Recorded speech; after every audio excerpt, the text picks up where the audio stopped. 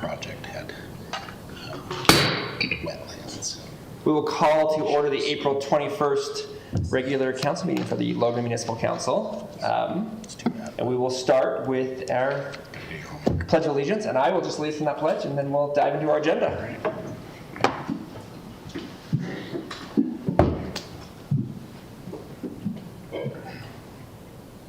I pledge allegiance to the flag of the United States of America and to the republic for which it stands, one nation under God, indivisible, with liberty and justice for all.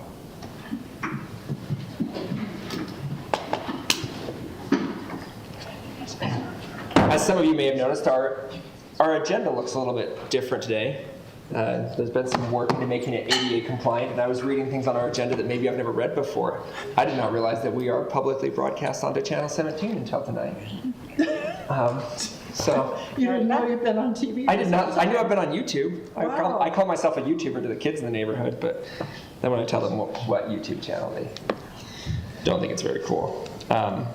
But we will move on to the acceptance of the minutes and the approval of the agenda for this evening, or any discussion about either, if there is, by the council.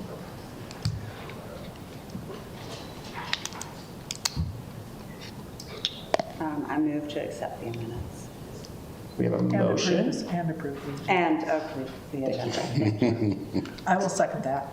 We have a motion and a second to accept the minutes and approve the agenda. All those in favor, please say aye. Aye. Any opposed? And our minutes are accepted and our agenda is approved.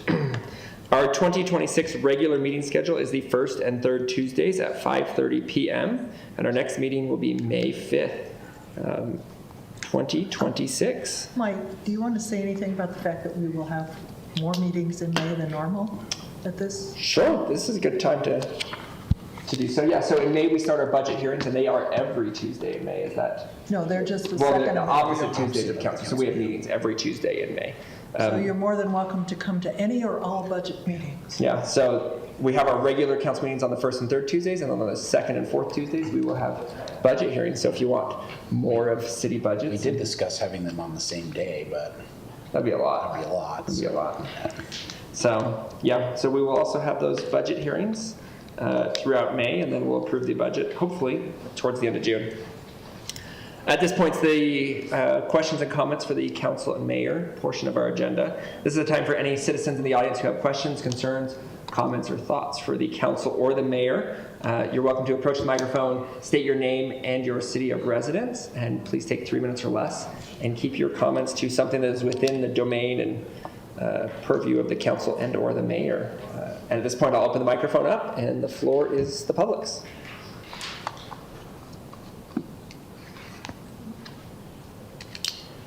Just right here, right? Yes, please. Okay, sounds good. So my name is Autumn Matthews. I reside in Logan, and I work for Cache Water District. As part of the district, we want to help save water in the valley, which is super important, especially this year. And I just wanted to bring your attention to two programs. I have flyers for both, but our spring grass reseeding program is launched now officially this spring, which allows residents to purchase water-wise grass seed at a discounted rate of 50%, which is $3.50 per pound.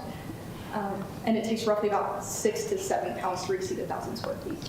So just to throw that out there, I'd love if Logan would promote this. It's an awesome way to save water at very little cost to our residents, and it doesn't require any ordinance adoption on your part. The second one is our landscape incentive program that the state has asked us to push. This landscape incentive program, we'd like to make it available to your residents through you passing a water-wise ordinance, which is no lawn and park strips for new construction. This is only for new construction. No lawn in areas less than 8 feet in width. No more than 50% of front and side yard landscaped in new residential developments may be lawn. And then in new commercial, industrial, institutional, and multifamily developments, lawn shall not exceed 20% of the total landscaped area outside the active recreation areas. So this doesn't include backyards of any of those residential lots. I know that Logan City has looked at this program before, but it's up to the cities to enforce it. So it just depends on how much you guys want to enforce it versus not. It's a great way, though, to have your residents save water. We have had a couple Logan residents come and ask us, when will Logan City be adopting this? Because it is a great way to have residents switch out their landscaped portions for water-wise landscaping. And it allows them to get a rebate for their turf that they do replace. So if it's okay, I'd love to give you guys these flyers and answer any questions for anything that may come up. You're welcome to bring the flyers up, Absolutely. and we'll probably leave the questions for later if that's okay, so that we can have others comment. But do you have contact information on your flyers? Yes, so Perfect. my contact information is on the grass reseeding flyer. Perfect. I'm also more than happy to send over a digitized copy of that flyer. So Autumn, could you, for the people who might not be in the audience, but could you talk a little bit about how the grass reseeding can work? Yes, so residents can either overseed or they can spray and kill their grass. Overseeding is an awesome option for if you don't want to have your grass all the way dead, but you do want to have like a little bit of that still there. But you throw out your grass seed, it's super simple, and you just water it a little bit extra in the summer, and then over the course of the growing period, you'll taper that water off. So you'll water it about once every week with just a half an inch of water if you're going for conservation standards, to an inch of water if you want to make sure your grass stays super green. But it's a super dark green blend. Spray and kill is awesome too. It'll pop up just like normal, and you just throw it out. It's super simple. You kind of do it like a fertilizer as you would.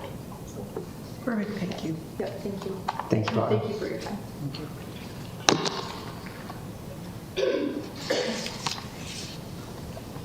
Hi, my name is, Suzanne Janicki. I'm a geoscientist. I'm an emerita from Utah State University, and I'm also a community activist now. And my comments today actually follow on what we just heard about, the quality of life in our community is also up here in the mission statement. And I'm quite concerned that there are 2 engineering projects moving forward in the city that concern water, that negatively impact the quality of life here and expose our citizens to natural hazards. So I'm concerned about natural hazards, the health and safety of the community due to the culinary water project and the irrigation water project. And I might skip around a little bit because I didn't write this in advance far enough, but I'll be talking about those 2. And I'm also concerned because these actions will impact the entire valley. It's not just a Logan thing. So I'm concerned that Logan is moving ahead with an extremely expensive irrigation upgrade that would divert even more precious river water out of the Logan River and away from the Great Salt Lake, which needs every drop of water it can get. As many of us know, we are starting to get toxic dust plumes here. There's poisons in them, and this is only getting worse. The insurance companies know this, and it is negatively impacting the economy of the state. So every bit of water that we can allow to go to the Great Salt Lake needs to go there, and instead there's this expensive project called the Logan River Watershed Project that would encourage people to use Logan River water and put it on our local lawns. And I would hope that instead we could do conservation. I'm also concerned with the other project that landslides might be more likely after the water tank and pipeline project is completed. The bluff crossing is going through a place where the geotechnical study found a 4-foot thick clay layer that is extremely thick. This is a water saturated clay layer. These are the kinds of layers that produce the biggest landslides in that area. And this clay layer was identified and then not used in their assessment of the hazard. So I'm concerned that the analysis was incomplete, and I suggest that you have a second study done. I'm also concerned that there's no geotechnical analysis of the pipeline where it would cross the active East Cache Fault east of the tank. There's nothing on the website about that part of the project. The East Cache Fault could rupture 1 to 2 meters in the future in 7 years. Thank you. Thank you, Suzanne.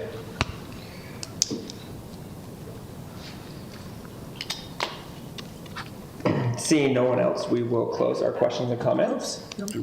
Oh, one more. Sorry. We will keep the microphone open for a moment. Well, good evening, Council. My name is Nicole Fallen, and I'm here because I'm the founder of Cache Valley Senior Living Guide, a new found nonprofit organization. I'm here today because Logan is aging, and right now our seniors and their families are often navigating the complex transition from hospital to long-term care without a centralized, unbiased map, especially for those ones families and children are far, far away. Our mission is to provide a free, comprehensive resource that helps family identify the right care, whether it's assisted living, memory care, or home health, right here in Cache Valley. Our goal is to reduce hospital readmissions and ensure that every senior, regardless of income, can access the care they deserve. I look forward to partnering with Logan City in the coming years to strengthen our community's aging infrastructure. Thank you. Just wanted to let you know. Oh, can I give you a flyer about my organization? Yes. Thank you.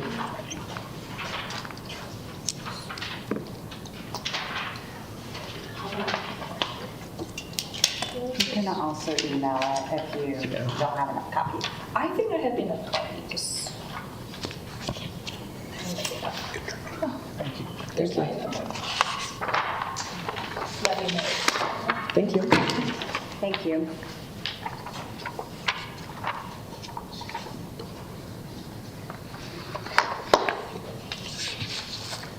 Thank you. Okay.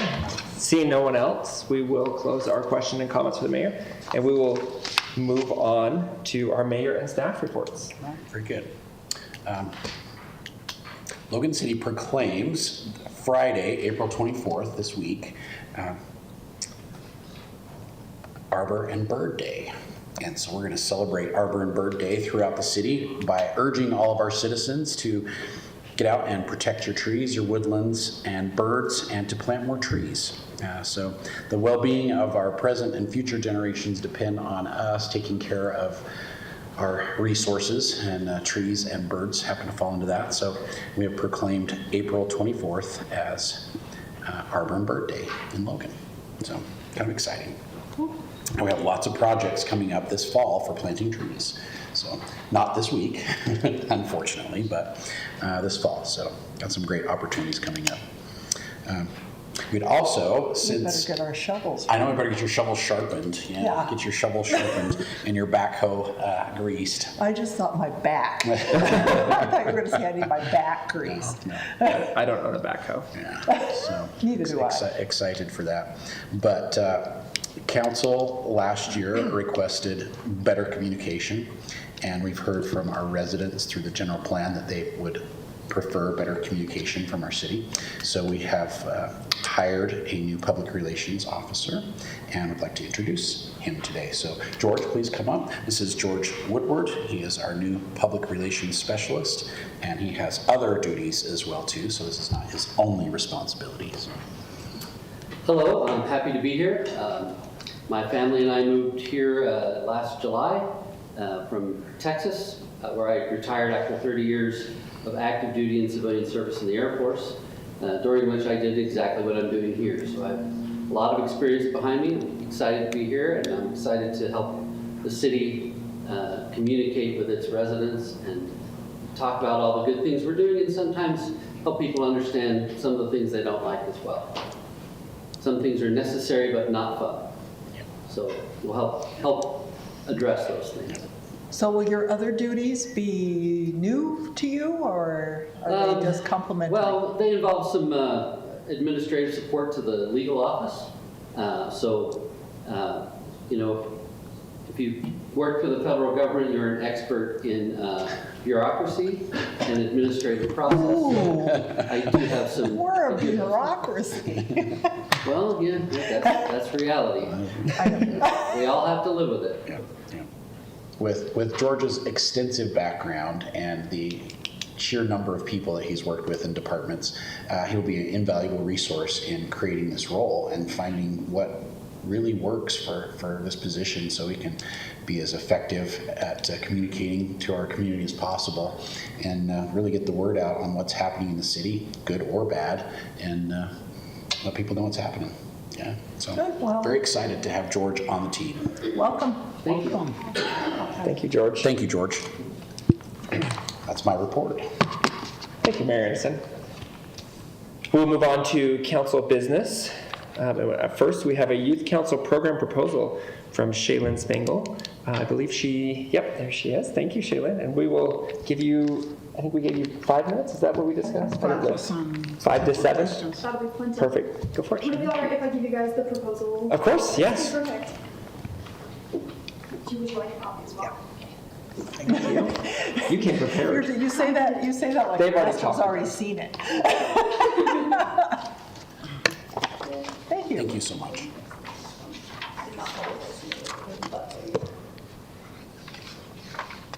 You are organized. I like this. Thank you. So hello, good afternoon, and thank you so much for giving me the opportunity to come and present this proposal to you. My name is Shaylin Spangler, and I am a member of the College Community Engagement Council, which is a group of higher education students who are chosen through the Lieutenant Governor's Office, who are dedicated to getting our communities involved with service.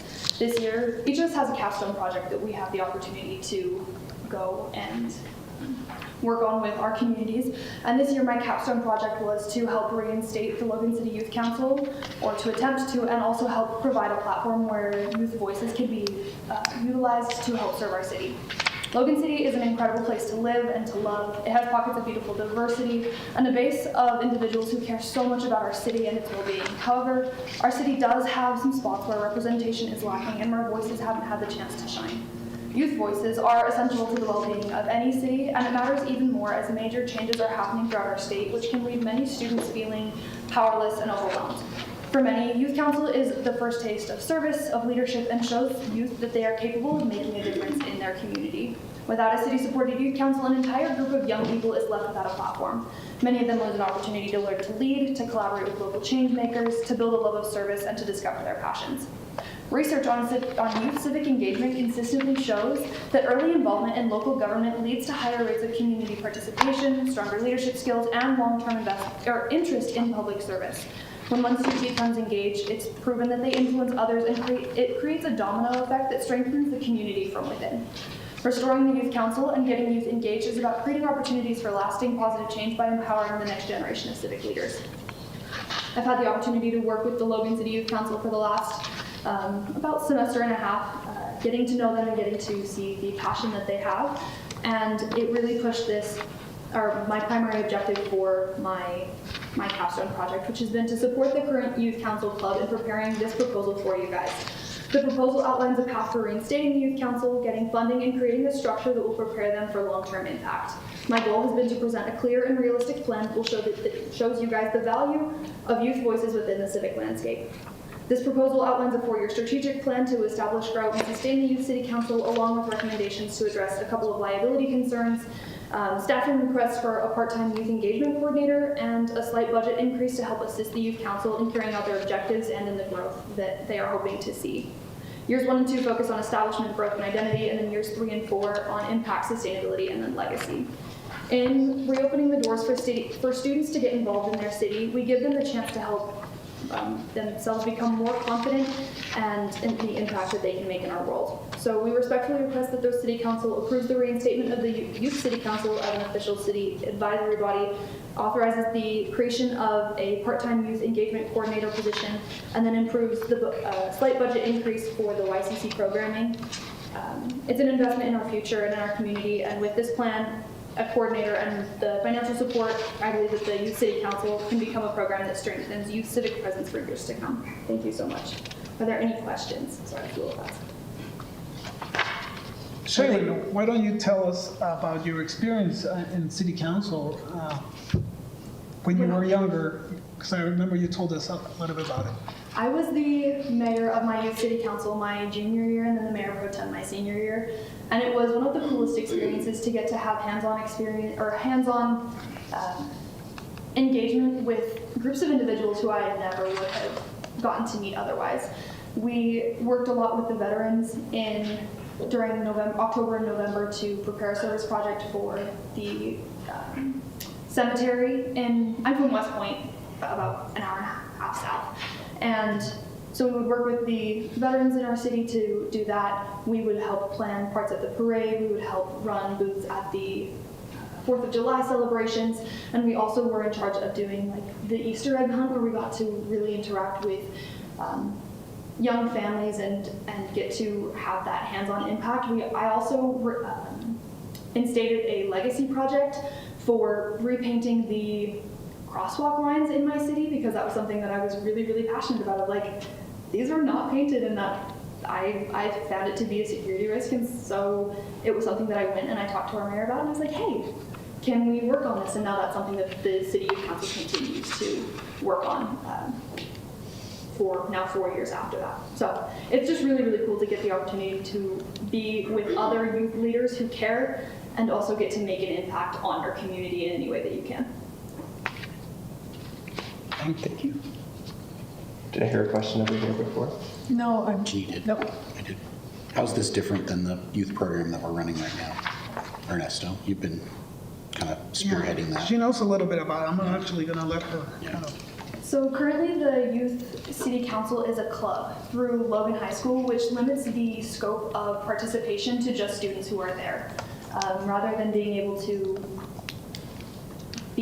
have it be a body that students from all over Logan can engage with, it's just something that is limited to Logan High School. So do you mean like grade school and junior high? Specifically, late junior high and high school. It's currently just for the high schools, I believe, so it's just. But we only have one high school.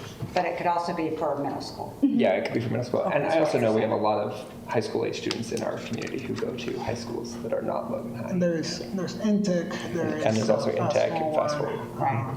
Cash High. But there are also a lot of them that go to Green Canyon and Right. Ridgeline. True. Yeah, there's a lot to go to Green Canyon originally. So with this, then So it would move it from the school to the move city. it from the school, and is the school okay with that?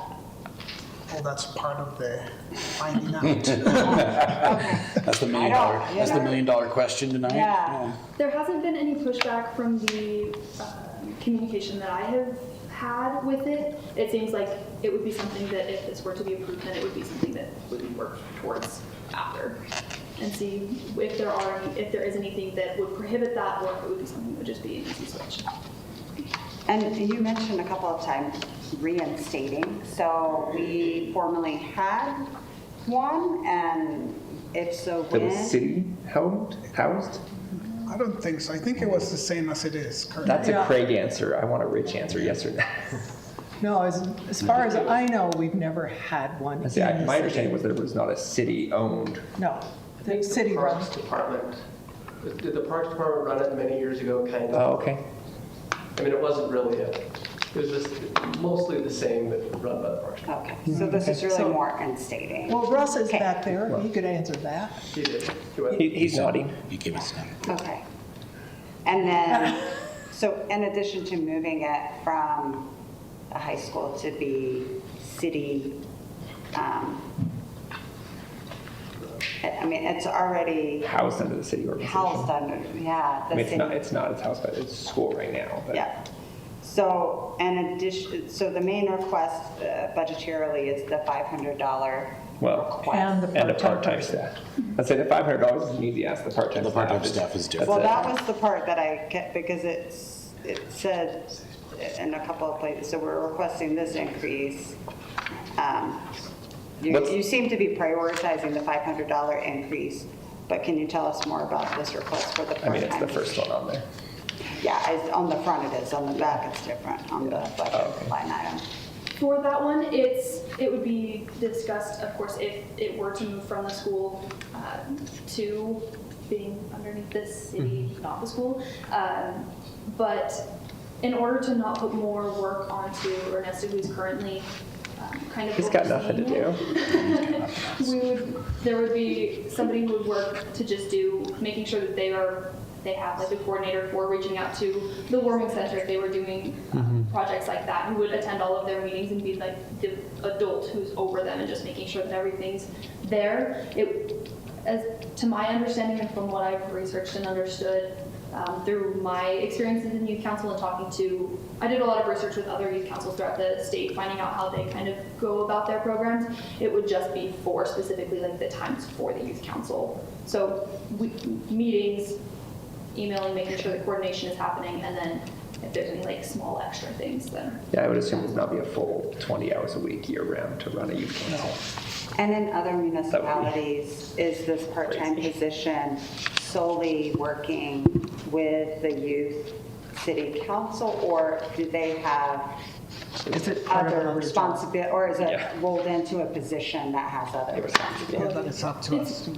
But it would have to be there. From my understanding, it has varied. They have some that are just over the youth council and that's all it is, and then there are other ones where it is rolled into other responsibilities. It just kind of depends on what is most beneficial for the city and how they want it to run their program. Do you have a list of some of those cities? Because Chair Johnson and I are going to the League of Cities and Towns this week. We can hit some people up and talk to them about how that works and kind of get some more information from how it's working in their cities and get. Mayor Anderson's asking, do you have a list right now? 'Cause we're leaving tomorrow. You Right. can Yeah, you email guys it are to about me to go. anytime, but Thursday is a great day for us to just start hitting people up. Yeah, and it would be good to talk to them. gathering some Yeah. personal data from them and how things are working and, how they're funding That would it be and, which department it's fitting in. I mean, that way I can really get some Yeah, you can get feedback from I can people that are get- doing it. I have a list of the 5. I reached out to 5 of them that I had worked with previously, either through the other part of this capstone was to engage with those youth councils and to kind of do like leadership trainings with them. Sure. And so I have those 5, and then I have like 1 or 2 others, and I can get that emailed Perfect, to you. yeah. Five Yeah, or we'd love that. 5 or 6, that would be great, because this is a good opportunity for us to visit with people. Yep. And I have a couple that I spoke to years ago when we started looking at Sure. kind of re-energizing the youth council. Very So good. I could provide you with those. Yeah, that'd be great. It's absolutely worth exploring, and I think you've done a great job putting this together. Thank I you. think so too. I think it was a lot of great information, and I will say tentatively I like the idea. Obviously, staffing is a Right, that's- concern. I think the $500 we can find, but staffing's a concern. But it would be nice to have them through the summer and be able to have a little more interaction with them, which I think would be great. But let's look into it while we're at the conference. Mayor Anderson. Thank So you. we're going to put it on Mike Johnson, Mayor Anderson, to And Ernesto. follow up on some investigative information for what both cities are doing. Any other questions for Sharon? Thank you. Thank you so much for your time. Thank you so I really much. appreciate it. Thank you. We'll now move to a board appointment. We have a new board appointment for our RESAP board, the Renewable Energy and Sustainability Advisory Board. And I don't know if this person is here, but we have. Yes, He is. he is. He is. He's back there. He's hiding from me at my angle. Perfect. Thank you. We have Paul S. DeMorgan, and I believe he's been confirmed and ratified by the board itself and is here to the council for a vote to appoint him to the Renewable Energy Board, So Renewable Mike- Energy and Sustainability. Might you say why we are doing this one and not the mayor? Sure. Do you want to give the spiel? I can. Or you Well, can. once upon a time, quite a long time ago, it was determined that the council would like to establish the Renewable Energy Board as a council committee. So that would be the reason we will do the ratification and is not presented by the mayor. When the mayor fills positions on other committees, those are city committees, and so then we ratify those as well. But It's more of a That's why. policy advisory board for the council. Right. Yeah. Any questions for Paul or any discussion before we call a vote? we can have him come up and say hello. Do you like to introduce yourself, Paul? Put you on the spot for a moment. Only if he has to. I said, would you like to? Yeah, do I have a choice? No. Always, always. Paul DeMorgan, been in the Valley for 22 years or so. My wife's a professor at Utah State. I've been a mediator of environmental disputes, consensus builder for 35 years or so, and have kind of reduced my workload in the last year or so, and was looking for opportunities to help the community. And so this was one of them. Mike Taylor, who's on the board, is a friend and suggested I join given my experience with a variety of issues, including energy issues through my career. Excellent. Thank you, Paul. Thank you for being willing to come on board. Yeah, Thank you. thank you. Thank you. Well, with that, I will entertain a motion. I would so move that we approve. I'll second the motion. We have a motion and a second. Any further discussion? All those in favor, please say aye. Aye. Aye. Any opposed? You are now officially part of the board, and now you have less choice in whether you come to meetings, right? we will appreciate your input and your participation, so thank you, Paul. We'll now move to a planning commission update from Jeannie Simmons. There were 2 items on the Planning Commission agenda last meeting. Both were approved, 6-0. One is the Take 5 oil change, which is going to be built right next to another oil change thing. Across from the entrance to the Walmart, across from the Walmart, back Walmart entrance. You really would think it might be Providence, but it's still Logan. Right where the Maverick used to be. Yep. Yeah. Yep. And the other one was the Delta taxi lane and hangar expansion. There's a group that is going to build both the taxi lane and the hangars adjacent to that taxi lane. And so that project was approved. We approve all building at the airport. So the Planning Commission does. Anyway, that's it. Thank you, Jean. We'll now move to council announcements. This is a time for the council to share anything important, either from a board they've been on, or a community or city event they've been to, or something that they feel like is important for the council or community to hear about or know about. And I have a few things, but I always will take last unless you all don't have anything else. So I will say that yesterday, I was asked to attend the senior presentation for the landscape architecture students, and their project was to reimagine Utah State University's campus. And there were 8 teams, and they each did a presentation on a part. They divided up the campus into 8 pieces. They were all very, very well done. My only comment to them was they sure wanted to build a lot of buildings. But, that's part of what planning is all about. But I was impressed by the fact that they were very intent on creating a campus that had a human scale. Lots of smaller walkways, benches, trees, things that make it more personal to be on a campus. And I know the art space was one of their projects, and when you walked outside of the building and looked at the massive concrete between the performance hall and that whole area is just concrete, and they had re-envisioned it to connect to some other walkways and have it be much more personal. But it was a really interesting morning, and I was glad to have been a part of it.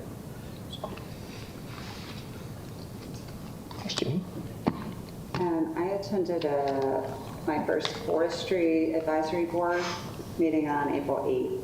The main discussion point on the agenda was the 250 trees for the anniversary of 250 years in America. And so what that is the city's commitment to planting 250 trees this year as part of that celebration and anniversary. And those trees can be planted in park strips where there are 6, or is it 8? 6 feet. 6 feet Yeah. between the sidewalk and the curb, and also in city parks and public spaces. And so there are some community members from various neighborhoods on that advisory board as well. And so we're all looking around and thinking about and letting them know possible locations where these can be planted. One of the things that they did request is that from just a staffing and labor standpoint, it's better if there can be places recommended where multiple trees can be planted versus one tree. So that Here, would there, be and everywhere. What's that? Here, there, and everywhere. Yeah. So I just want to mention that. So if you have, but in your neighborhoods, in your areas, if there are park strips 6 feet or more that could use or benefit from trees or parks that you enjoy going to. I know in my neighborhood, a couple of years ago, I requested that they add a few trees on the west side of the playground because of the late afternoon sun beating down on the playground equipment.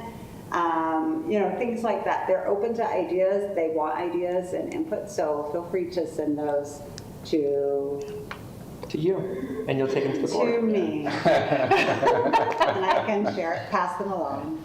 The easy part is acquiring the trees. The hard part that you don't realize is finding a place for them. Yeah. It doesn't seem like a lot, but 250 holes is a lot of holes. I will say I have a neighbor that just requested some trees from the city in their park strip, and Rex and his team showed up, and I think there was like 3 guys, but they planted 4 trees, and they showed up in the morning. I was eating breakfast, and I was like shocked. I was like, "Oh, I'll finish breakfast. I'll walk out and say hi to them." And like 10 minutes later, they were gone. They dug 4 holes and planted 4 trees so fast. I was impressed. But it helps to know where you're going. It does. Yeah. It helps. And they'd staked them before. And it is definitely better to do bursts of 3 or 4 or 5 more instead of doing one here and one there. But they're I don't know, that efficient. means all of us, that's like 20. Yeah. If we all do them, If we do 3 or 4 or 5. Yeah. That's right. I will just actually, let me finish by saying, because the team who is planting these is small for the city, they also are happy to have volunteers help if there are neighborhoods or areas where there are trees identified, and they're happy to, give you the information, how to go about planting them. So that's an opportunity for neighborhoods or groups, or service projects as well. Lots of service opportunities this year. Yeah, So that's all. take advantage of them. Well, I have a couple things. I was surprised Ginny didn't mention, but we went to Fire Ops 101 2 weeks ago. Me and Ernesto and Jeannie and a few members of other council members and mayors. You can tell them what I won, what my award was. What did you win? Didn't Oh, I do remember your award. I can't tell what your award is. You give me enough crap for this. What was your award? I am the oldest person who has ever done a live fire event in the city of Logan. I love that. Yeah, that's good. And that required about 50 pounds worth of equipment and clothing on top of going up into a dark place and Full of putting out a smoke. fire, full of smoke. So Yeah, it was no, fun. it And I was- got to cut off the door off a car. Yeah. The I should fire have department took us out and ran us Cool. through just some of their basic training stuff they do for a couple hours and showed us what they did. And it was I laughed at myself multiple times because I'm in my 30s and cocky, I guess. I don't know still. And Yeah, the fire you department lost was your like, mask. I know. Well, the fire department was like, pull the hose off the truck. So I like loop my arm through and jump off the truck, and I'm hanging off the truck by my arm because I don't weigh as much as the hose. And then they're like, tell me to run to the fire, and I ran in there thinking I was going to be like, oh, there's a fire. And then there was a wall of fire, and I panicked a little bit and hit my mask off with the hose in the building full of smoke. So then I shoved it back on and sprayed the fire, and then you couldn't see anything. Basically, I realized that I have a much higher panic reflex than I thought I did. But the fire crews were there right on your shoulder. It was interesting and eye-opening to see a little bit of, I think the thing that I'll take away from it more than anything really is you think like, oh, I'll spray water on a fire. It's like a campfire. You throw water on it and it steams like crazy. And the moment you put that fire out, the whole room went completely black. Like it went from being able to see a little bit to you put out the light and filled it with smoke and steam. And I panicked a little bit. But it was great. The fire crews were amazing, and it was cool to see what they did. So that was a fun but educational thing that a couple of us got to do. a couple weeks ago. Some of the things that I've done over the last couple of weeks, Golf Advisory Board met. The golf course is doing fantastically. For better or worse, the early spring that we've had has been good for the golf course, and it looks great out there. And it's busy, but not so busy that there's not time to squeeze out and get a tee time here and there. And the new carts are wonderful. I took one for a short spin the other day. He's been out there a lot. Well, They were kind of but the new carts that you They were guys. kind of busy in March. I'm on the board. I need to check things out. I know, right? That's why I tell my wife all the time, I've got to check, make sure that, hole 4 is looking great again. So the really interesting thing, But the carts are amazing. I just want to tell you that when I was first on council and I was on the Golf Advisory Board, I made an arrangement, Jeff probably remembers, we had all the council come out and have a tour of the golf course, because seriously, if you do not golf, how would you know how cool it is? I think we need to have a council tour. Yeah, we should totally. It was really fun. 2 of us at a time anyway. No, we all went. Well, We just- I know. And we, no it was decisions just- being made. Yeah, Because it gave you a real appreciation for the asset that it is. yeah, it is. And they do a good job taking care of it out there. So it's good to hear that they're doing well and they're busy. And I always like the fact that the golf course is self-sustaining. It's not, supported by tax dollars, which is nice. Yeah. So another quick meeting. Russ is sitting next to Jeff over there, so I'll just mention that I met with Russ Akina recently. I've mentioned this a few times. There's fireflies out at our new outdoor recreation complex. So for those of you that haven't seen them, out would it be like 1450 West and 200 South-ish? If you go out there in June, July, you can see fireflies at night. And Parks and Rec is working on some strategies to make sure that the fireflies stay there and that we keep their habitat and keep them as happy as we can on the edge of town. So that was a good meeting, and Russ came with a lot of great ideas. So You could ask them. Yeah, you can always ask. you could ask them to stay. Yeah, you could ask them. Go fill the field with water, they might stay. So I had a few other things, but those were kind of some of my big updates, and I'll stop now. Do you have anything? Yeah. Since we're going down the line. At RESAB, we are beginning to better kind of outline a strategic visioning type of guiding document to better prioritize some of the focus of the board. At Youth Council, actually, there were a couple of volunteers that helped the Warming Center back on Easter Day, Easter Sunday, because they needed to move all of the cots and to come back in, because they had to take them out earlier in the day. And then at the Public Arts Board, we were updated on the mural at Willow Park that got finished, Oh, yeah, I forgot. which looks really, really nice. Also the extension of the library mural, the children's library mural that got completed, and we got to see some pictures of it. And then we also heard from Aaron on a proposal to do an America 250 commemorative mural here near Center Street, or on Center Street on one of the walls. Call for proposals on RFP will go out here in the next little bit, and I think it'll be a great mural to have. I think the grocery store is a really good mural. I down love there. that one. I love that one. And that's Like that's really sort of cool. a 250th. I mean, it's like the whole.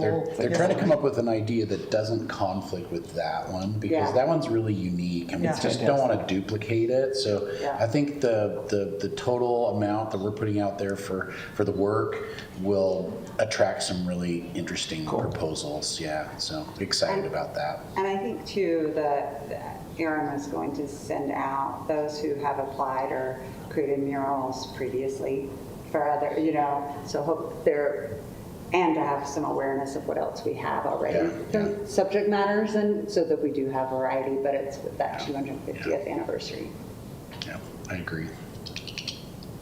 Yeah, and I also want to thank Chief Thompson for allowing us to come to the fire ops. That was very enlightening to better understand all of the training that our firefighters have to go through, and the equipment, and just putting a training program together like that in a facility takes a lot of effort to improve and ensure that our public servers are up to ready to serve our community. So that's very important. Thank you for doing that.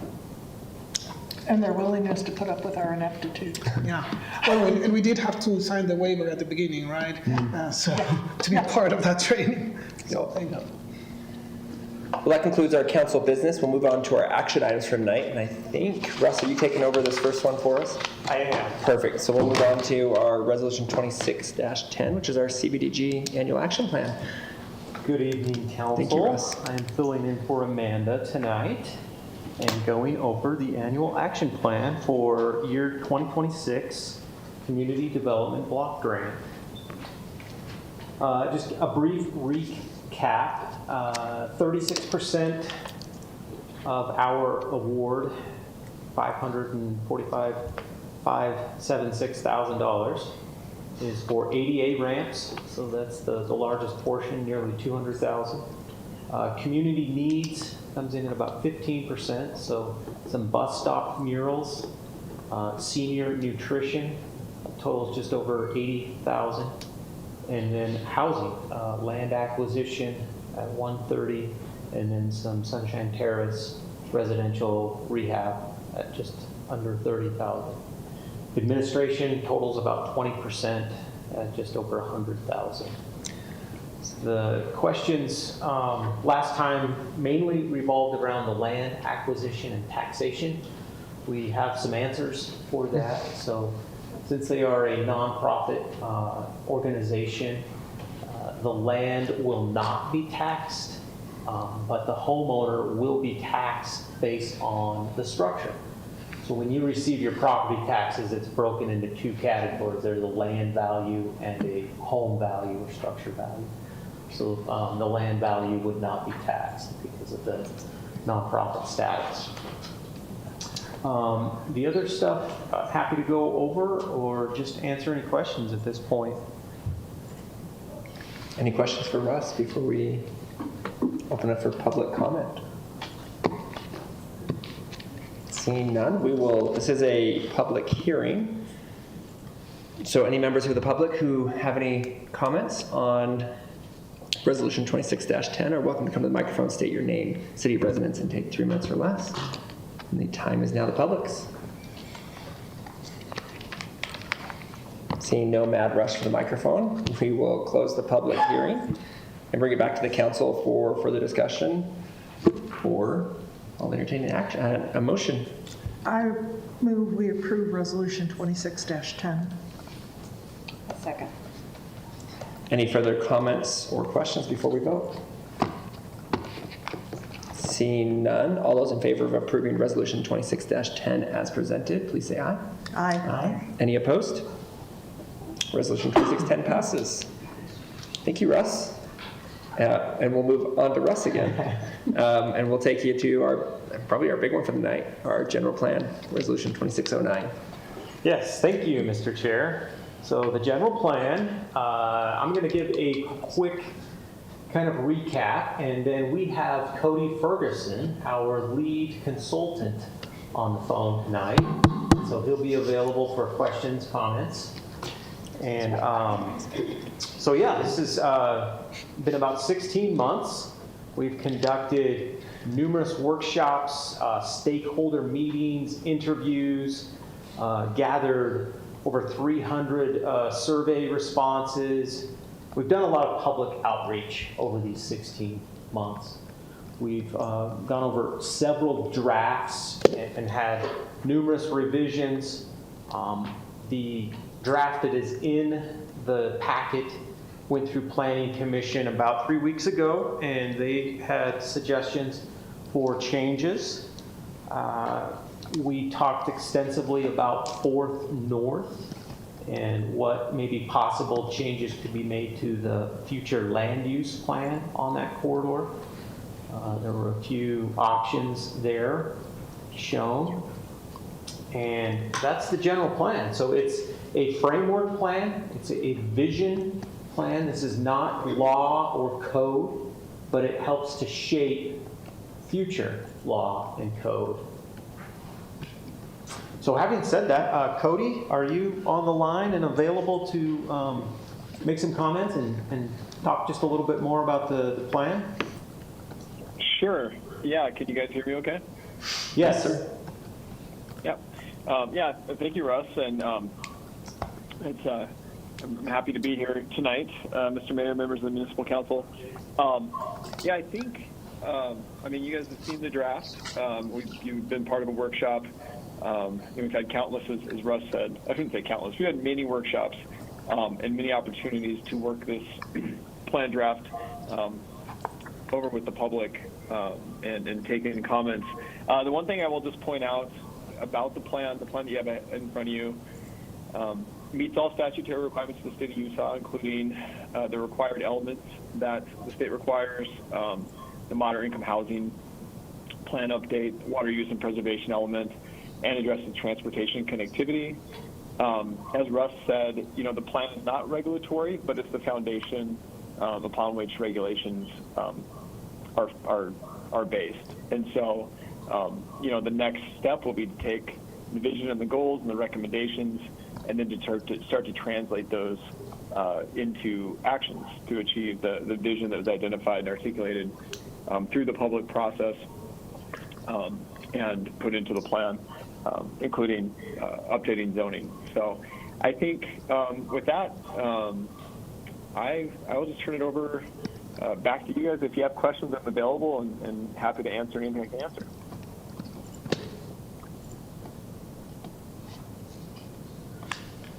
Any questions for Cody at this time? Okay.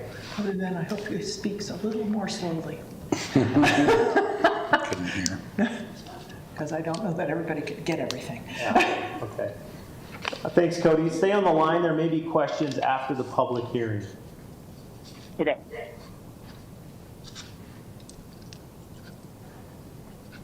Any questions for me at this point or clarifications? There was a lot of data on that first slide, but there was just an incredible amount of work that went into this and opportunities for the community to be a part of this. It is the community, it is the city's plan.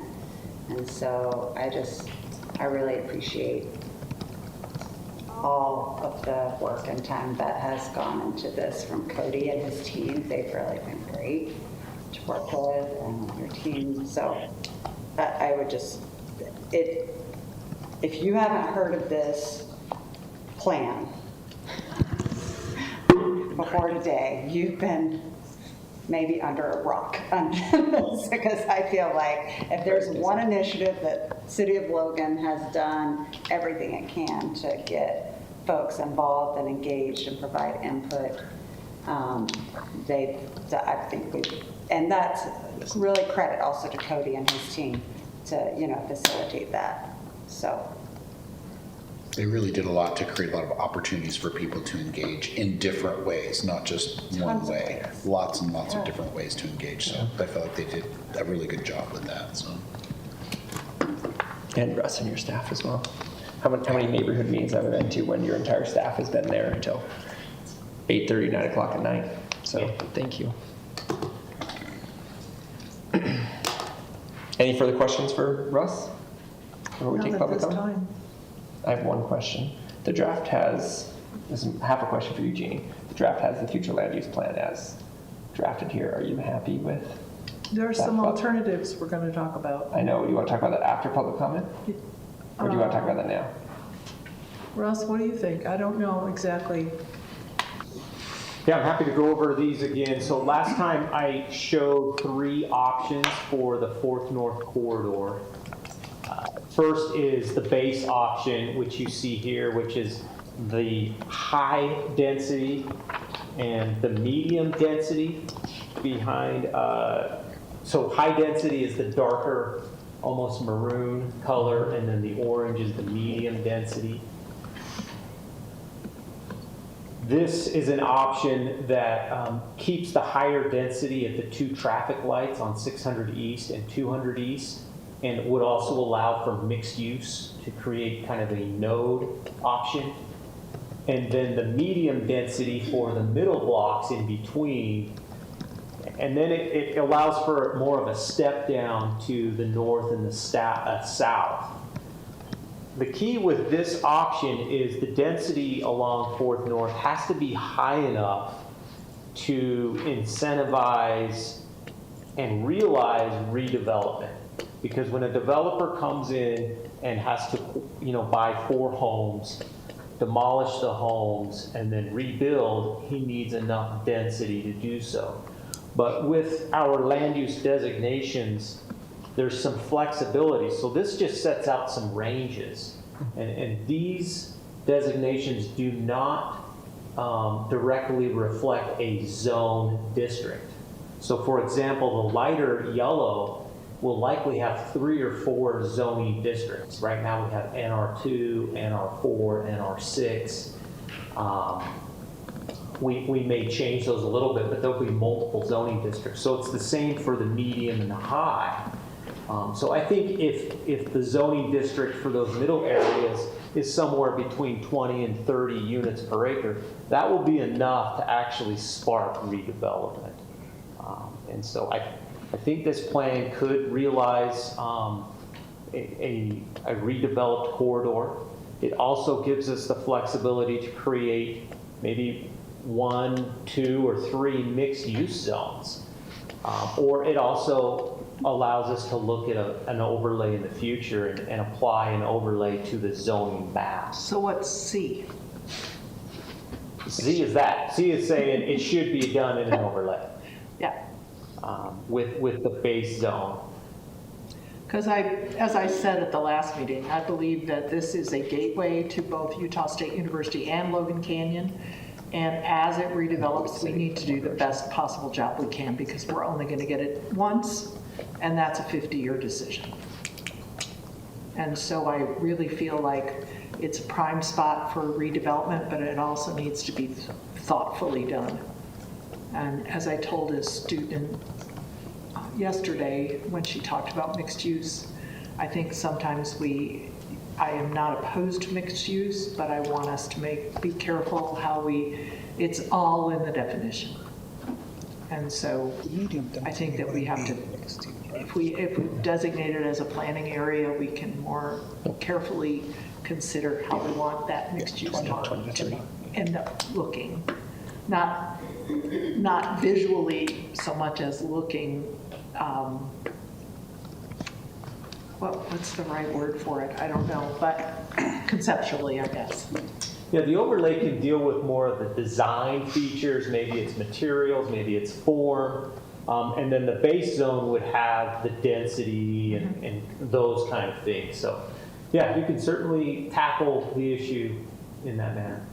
Would you like to see staff maybe bring some proposals or explore changing mixed use a little bit? Is that kind of what you're saying? Well, I want to get through this first. Yeah, but I mean after this, but it's like we could open that up and take a look at that. I think it's important for us to constantly explore how we can get it better. Yeah.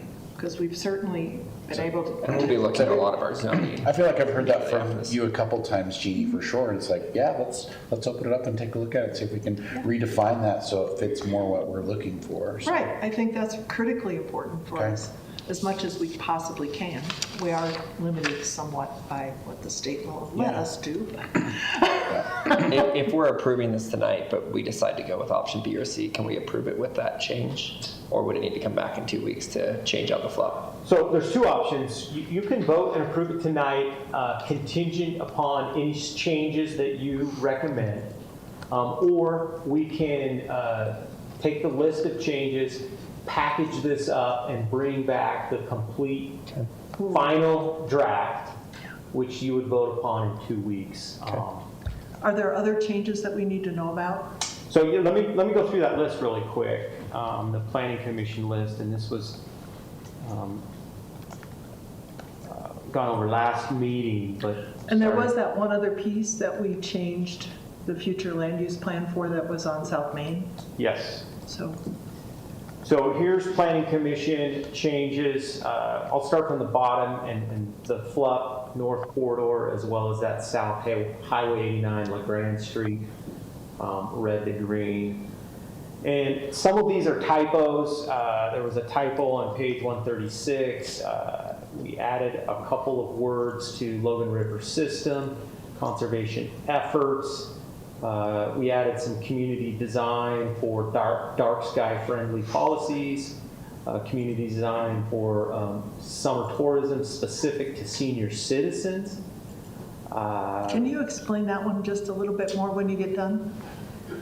So again, it's a general kind of objective to target more programs, activities, events to our summer citizens that come up typically from warmer areas. Arizona is probably the larger group, but just things that are targeted to them.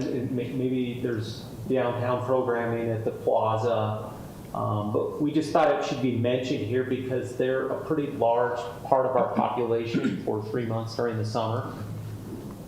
And we just hadn't mentioned them anywhere else, so that was added. Some language about the rec center, language about including animal control and animal services to the police section.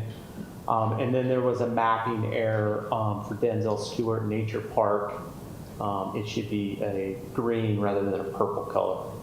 Or wait, it needs to be a purple color. So that's what Planning Commission recommended. There's what, 8, 9 recommendations there.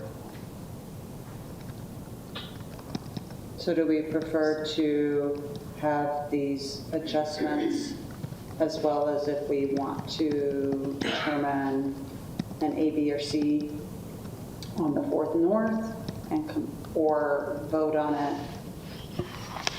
I think let's do public comment and see if the public has, unless there's more questions I just have. the council has. And I'd like to see if they have input on 4th North before we dive into Absolutely. that. So, Okay. on community facility goals, was Planning Commission adding a senior center as something new or adding a senior center as what already exists that's county run? Let me flip to that page really quick. It's page 91. Yeah.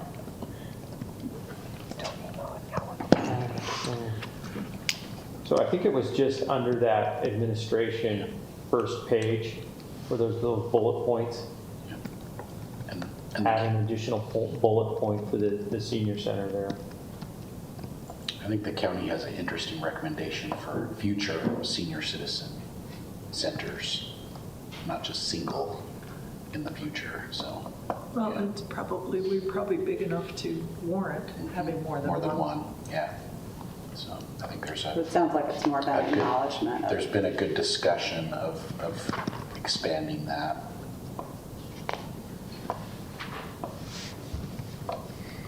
But that's really not our thing No, right now. but it's likely that we would have a new one here in Logan. Which I'm guessing the same is for the rec center where Yeah. it's both some sort of language in the plan recognizing that there's a current Or a need for one? A Yeah. need, Yeah. yeah, or potential need, for growth. And that's or, aligning with the rec center discussion very Yeah, well. so yeah. having it represented in the plan, Yeah. it's my, that's. You're right on.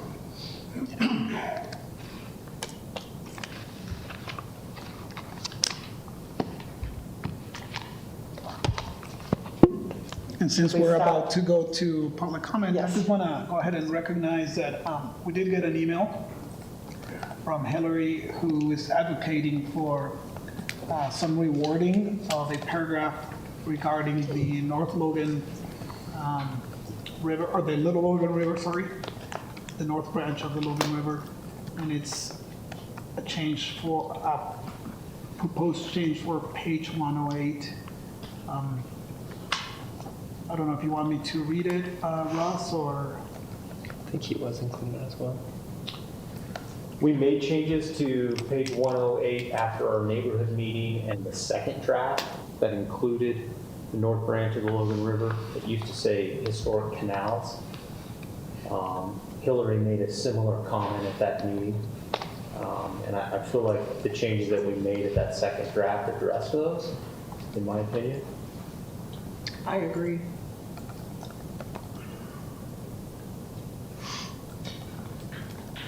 This is page 108, it'd be the top right. Yeah. It now says the north branch of the Logan River. Well, it also looks like her recommendation was really, if I looked at this correctly, comparing current to recommended is where it already says the 10 canals flows through 13 public parks and recreation areas, including, and lists out a number of these where they aren't listed currently. She has 2 recommendations, a long one and a short one. Yeah, And then the bottom one's how it's currently written. okay. I don't know if that's necessary, like what they, I don't think we need to list every park, yeah. personally. Either. Well, But this is, I don't know. Also, her recommendation is to add Logan River system on Yeah. page 27. Which was added, Third to correct? last bullet point, so that was added at Planning Commission. to Yeah. Include that Logan River system.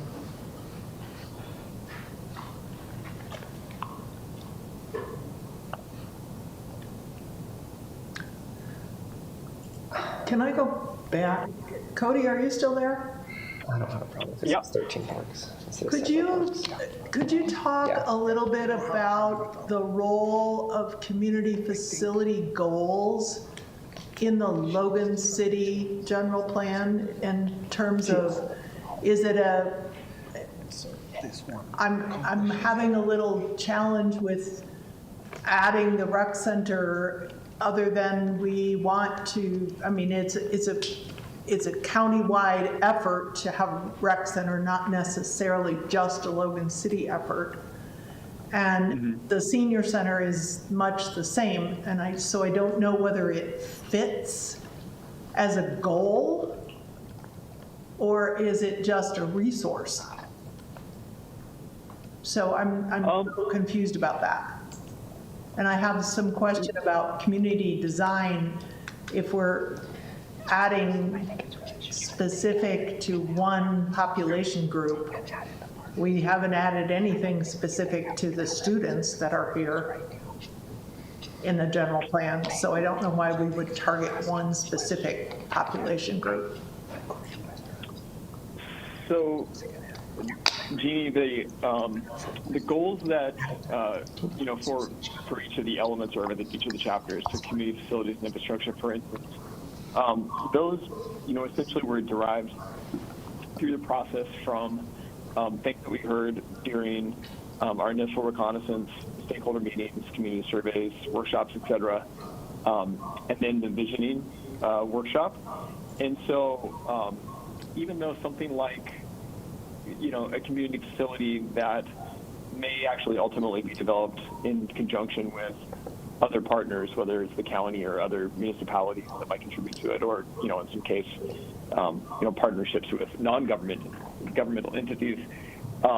Those, I think it's entirely normal for those to be in a general plan as a goal. In terms of how the city implements that, that becomes that becomes more complicated, I think, in the implementation, right? And what the city's actual role is. And of course, part of that implementation will be, and this appears in many recommendations, will be, actively collaborate, coordinate, partner, right, with other jurisdictions to achieve such and such goals. So I don't think that is necessarily irregular. Community facilities and infrastructure is somewhat different in that it plays kind of 2 roles. One is to kind of snap a chalk line for where the city is now in terms of its infrastructure and community facilities and public services, and then provide guidance in concert with many infrastructure plans and community facility plans that are already in the works.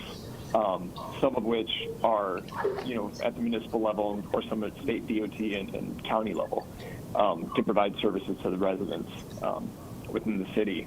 And so community facilities is one of those chapters that actually is a little bit different. Transportation is probably the next closest in terms of where you get kind of a similar dynamic at work.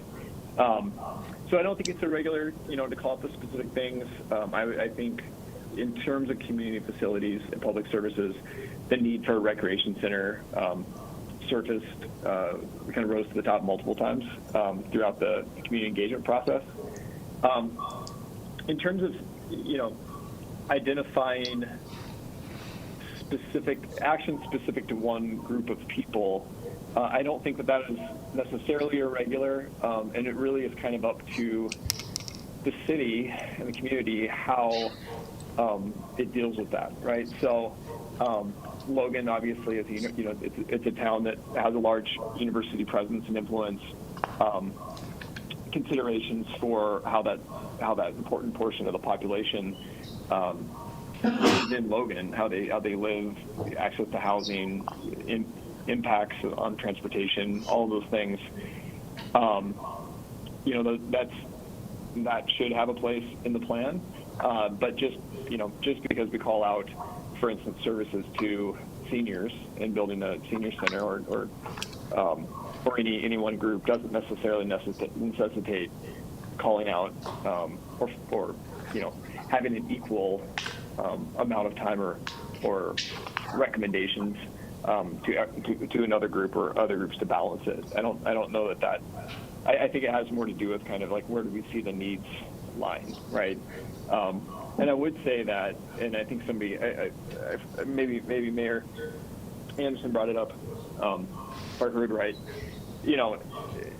For a town of Logan size, potentially, it could have not one but two senior centers, and I do think that, as the community ages and we have this population, the summer population, which is an interesting offset to the student population in terms of kind of balancing out population, somewhat similar but different demand for services on the city. I think it is worthwhile to put some thought into whether or not their needs are being met, or whether or not we need special attention in terms of providing recommendations for making sure their needs are met. So that isn't. I know that I believe we added some language about aging in place that was more focused on seniors who may want to downsize and not necessarily leave the community because of lack of options. I think it's really up to the city whether you think that there's a sufficient need to address the needs of some residents, to the point to put a portion in the plan, or if, like other residents, their needs are being met by the recommendations that are already there. So I know that's completely unsatisfying as an answer to me, but really it's kind of up to the city. There's no one rule on this. Yeah. So Cody, let me jump in and discuss student population for just a second, because if you go back into the demographic and you look at, actually there's an entire page dedicated to our student population, and it's obvious to most everybody that the university is a major part of our city. And so I feel like the students they're woven into every different chapter. When we talk about housing, when we talk about transportation, they're considered. I guess the comment at Planning Commission was the summer senior citizens are a little bit unique, and it's not mentioned anywhere. And so it felt like we need to mention that. We need to maybe strategize and create some goals or objectives that better, suit some of their needs. Yeah, because most of what happens with them happens between the university and the Visitors Bureau. Yeah. And that's where all that programming happens. So I didn't know why we really needed to call it out as a goal. That's my only question. I just didn't, I'm not going to die on that hill for any Well, I reason. mean, but- these are recommendations, and you can certainly eliminate that if you all feel that it doesn't warrant any kind of, special attention. Well, like I said, I won't die on that hill. I just was curious what the thinking process was that put it in there. I don't have a strong opinion one way or the other personally on that portion. I don't either. To me, it's, if under community design, there's currently one goal, which is preserving its historic structures and ensuring new development complements the city's built and natural environments.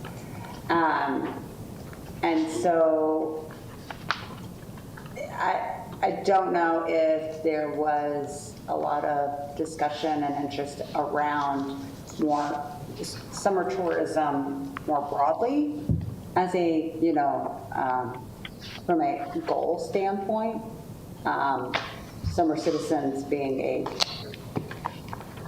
subset of that, Yeah. And so that, and it does, but I don't know, I wouldn't recommend putting it in here just because, unless we know there was a lot of discussion and interest about inclusion of a,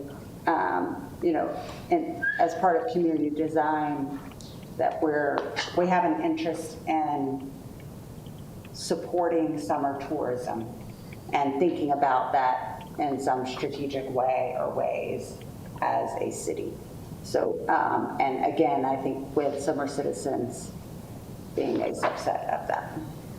Yeah, the tourism strategy, and it's outlined on page 110, is we dubbed it as a nature-based tourism. And when you think about Logan, you probably don't think it's a tourist destination, but it is kind of a tourist corridor. We have a lot of folks that go to Bear Lake, Yellowstone, Hardware Ranch. And Those are there's a lot nature. of, Those are nature-based. right, but there are we a lot also of have- nature-based. We have a vibrant arts community. And We do. We have some festivals, events that draw folks as well. Yeah.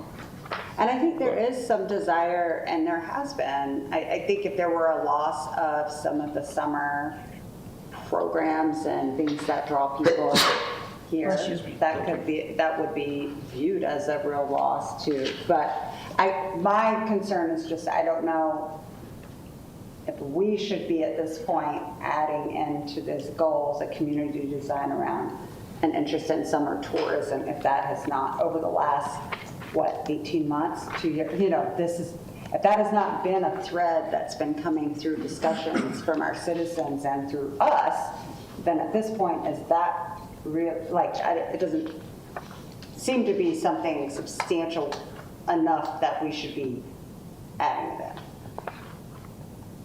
Let's do it. Add it in or not? I'm like, wait. Are we going to get the public comment, by the way? I'm willing to go to public comment. Maybe we should. Would you like to go to public? I would love to hear what the public Let's has to have public comment. Okay. say. Let's do it. 'Cause This is a public hearing, so anyone from the public who wishes to come up and share their thoughts on anything in the general plan, anything we talked about, or anything related to the general plan, which is a lot of things, you're welcome to come to the microphone, state your name, state your city of residence, and take roughly 3 minutes or less, and the microphone is now yours.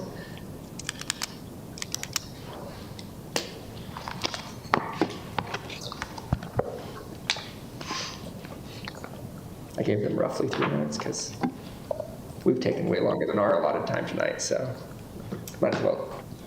I would like everybody to be aware that the puck drops at 7:30 tonight for Utah Mammoth, so let's start talking, just getting rolling. There are We've got more important priorities. things to do in this state than sit here and banter over this stuff. Okay, my name is Christy Cooley, and I am here today. It's been a hot minute since I've been to council meetings, so I am grateful. We're happy to see you. I am grateful to be here. I need to come and hang out more often. We're so Thank fun.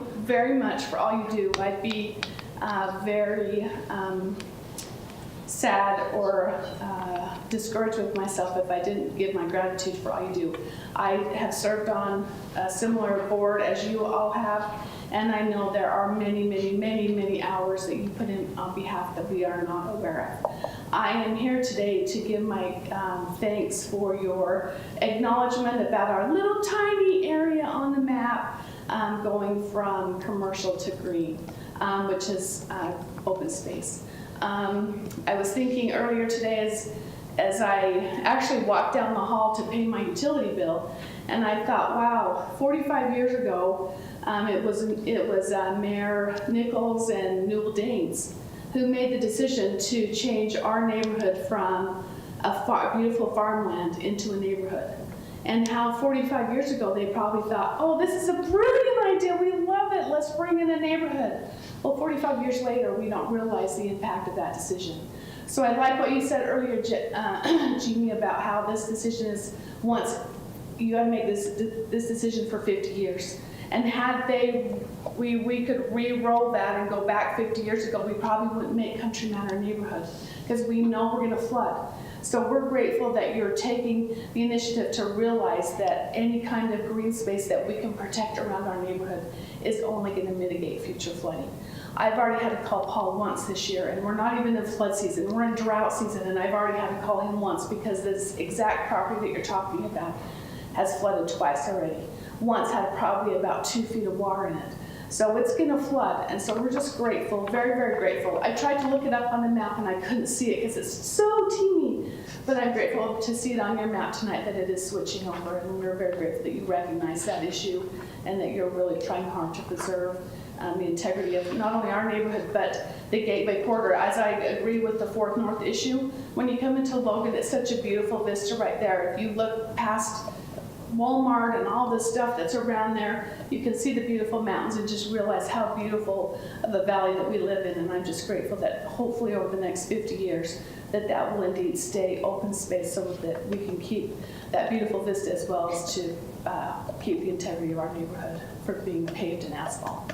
So thank you very much, and I do encourage you to get done by 7:30. That's gonna be a big ask, but I know my son will be watching that game for sure. can we put it on the screen behind us? We're while gonna we- do it. So thank you. Yeah, Put it on the screen behind us while we thank you, finish our meeting. Christy. Any other comments or thoughts from the public? Okay, we will close the public hearing and bring it back to the council for further discussion. I know there's a couple of things that we either need to kick this for 2 weeks and meet with staff once more, or a couple of things we need to adjust tonight, because I know there's a couple around the group that we want to talk about still. I would prefer that we kick it for 2 weeks. Okay. Just because I want to read through it one more time and Okay. make sure I've Do we want to give Maybe. staff any recommendations of things that we want to change right now, or you'd like to meet with them this week? I would prefer C for 4th North to Okay. be what is in the plan. I don't know about everybody else, but that would be my preference. Because it gives Do us, we want to discuss options A, B, and C so that Russ has a direction? I And support Cody. option C. because it gives us the opportunity to Proposals. create a better 4th North corridor than defining it today. Yeah. Do you think option C, that it has to be option C, or do you think option B could potentially lead to be an option C? I think the option C gives us a greater opportunity to envision the entire corridor without coming up with a preconceived, we got 2 blocks of this and 2 blocks of this, and just let us envision the whole corridor. So that's my opinion. I'm not strongly opposed to that. I do know that we're going to rewrite a lot of our zoning code after this plan, right? And I would assume that we could get 95% of the way there to what you want with option B. I love how the moment one of us talks about one of the options, Russ moves between B and C for us. The lines keep appearing and disappearing. Having fun. I just, You are a great assistant over there, Ross. I do really enjoy. I think my biggest concern, and it's not that I want to hand forth north to developers and, let them take us for all they're worth, because I don't, but I do think some change in that area is worthwhile, and I worry, yes, I want to restrict and make sure it works for our city, but I also don't want to restrict it so much that nothing changes. Well, I think that would be why I would say C, because it has the option to be more than B. It can be more nuanced. It can be, right? Right. It gives you some flexibility where, my understanding is, the reality is, this area, this isn't going to happen at one time, right? No. So, all right, so if it. Not unless you know someone with a lot more money. Right. I'm stating some of the obvious for the sake of this, for the public. So, knowing that these are going to be done on block by block, lot by lot, let's say it starts on the west side. I'm just making this up as an example. You make that development based on the current mixed use, those changes are made, that development's created, and then there are some density issues that are happening elsewhere that are impacting if that was successful or not. And you're not then stuck with that exact plan for the rest of, you can go back and say, or the finishes, or it just gives you knowing, that whole thing might take 20, 30, 40 years.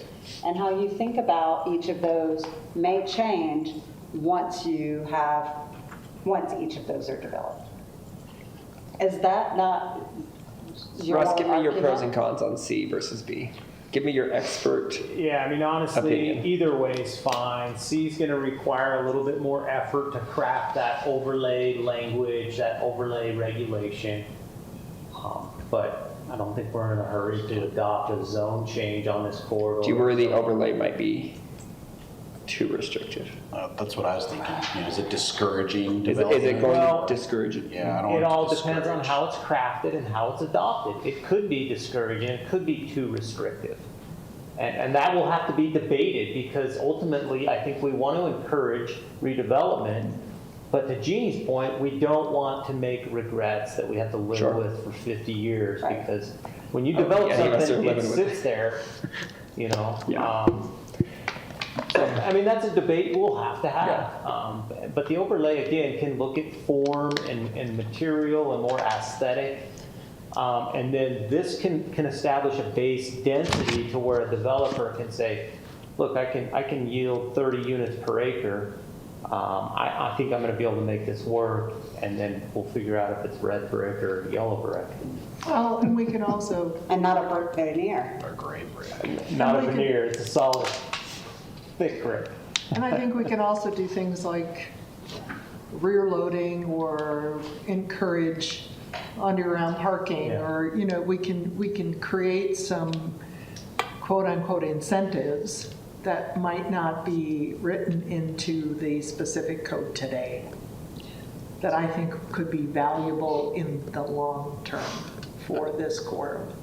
And I completely agree with you. I think my biggest concern is, and I know it was half a joke, or maybe it was half a joke, but if we start going out and saying it has to be brick, not brick veneer, and it has to be underground parking, not level parking. No, I said it was an incentive. Right, but the more we restrict it, the more we push up price, the more difficult it is, but also the more expensive it is to live there after it's built. But I don't think that's the answer. Those costs. No, it's not, but but I do worry. Well, the more control we give government, the more restrictive government wants to be over things. And I don't think we should give them all of it, obviously. But I just worry. It just makes me hesitant. Every change is expensive.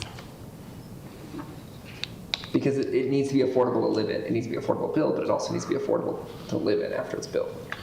It just makes me nervous. I'm not opposed, I'm just...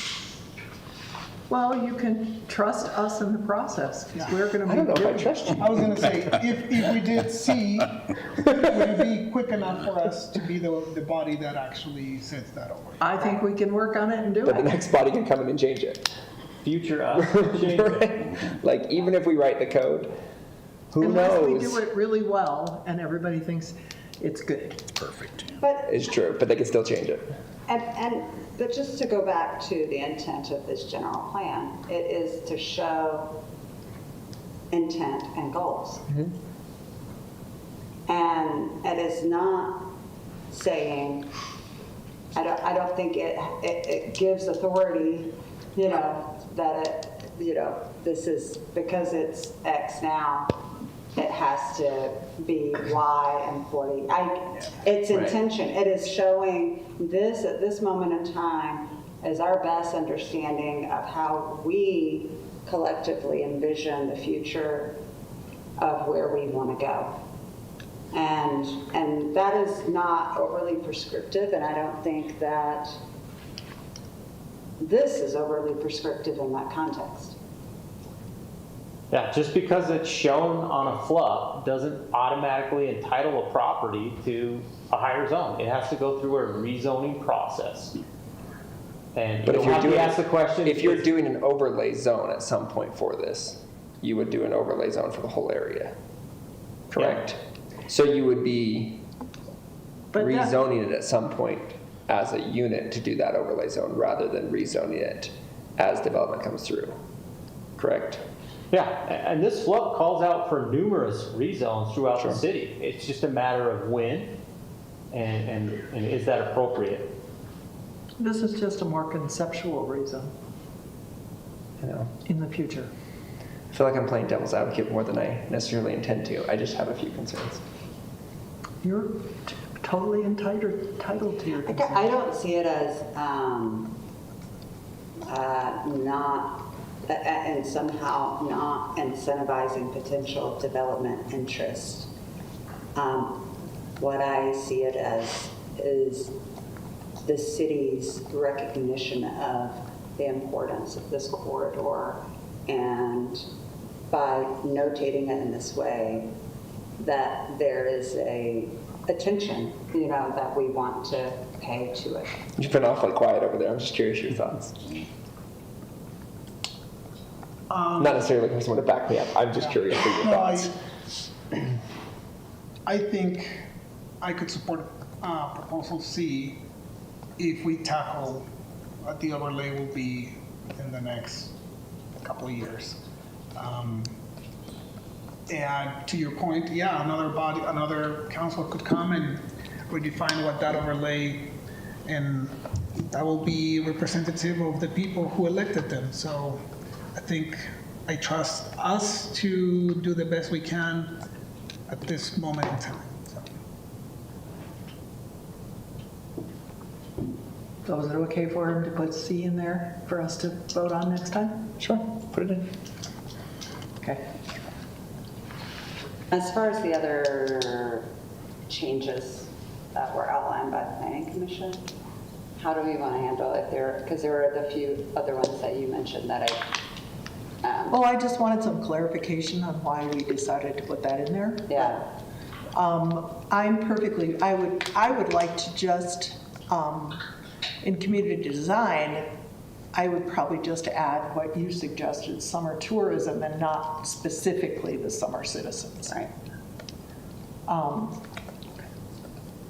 Those dang old people. How do we feel about, the dark, I have one. I think the dark That's why I sky- was over here wondering why Jeannie was going after the old ones. I think the dark sky is probably an appropriate goal for us at some point. Inappropriate? No, Oh, okay. I was like, I thought that seemed that might like be how I might be willing to inappropriate. die. so, That one seemed appropriate to me. And then on page 91 with the rec center and senior center. well, that was explained pretty well, Yeah. so I'm fine with that. Yeah. So do you feel, Russ, you've got enough comments from us as far as what these were? He's like, more than enough. I got plenty. So 18 months and he's like, here we go. I just want you to feel like you all have enough to craft whatever these changes are to reflect what we've discussed so that. Lengthily discussed. Yes, in 2 weeks we can approve it. So I would move that we. Wait, we have further continue- discussion. Oh, Sorry. Sorry. The last thing, I'd like to hear from Craig on the proposal that Hillary sent. Did you get this email? I'd like to hear if there are any legal implications to the language that she uses. She emailed to you. You'll have it in a moment, Craig. Sent it. Would it be okay if we discuss that? Do you want to discuss that now, or do you want to just table that for the 2 weeks? Well, if we're going to discuss it 2 weeks, then we might as well discuss it right now, right? Well, not if he hasn't seen. Time to digest Yeah. it. You need to look at Review it. I thought you were that fast. It's Read a the email, long give me your email. report. Yeah. So It's a lot, yeah. I will still move that we continue the decision on the general plan for 2 weeks pending the changes that we've discussed and the opinion of the attorney regarding the email that we received. Do you want to continue With or without public without public hearing? Without, as far as I'm concerned. I'll second. Any further discussion or concerns or comments before we call a vote? To clarify, we're voting to continue Resolution 26-09, the general plan, to May 5th as an action item without public hearing. All those in favor, please say aye. Aye. Aye. Any opposed? Motion passes. Continues. We will see it in 2 weeks. Scratch that from the public record. Motion passes to Motion continue. passes to continues, I guess. Yeah. Motion, There you the go. resolution's continued. You guys need to vote something down once in a while so that I. Thank you, Cody. Yep, thank you all. We'll talk to you soon. Maybe we'll see from you in 2 weeks.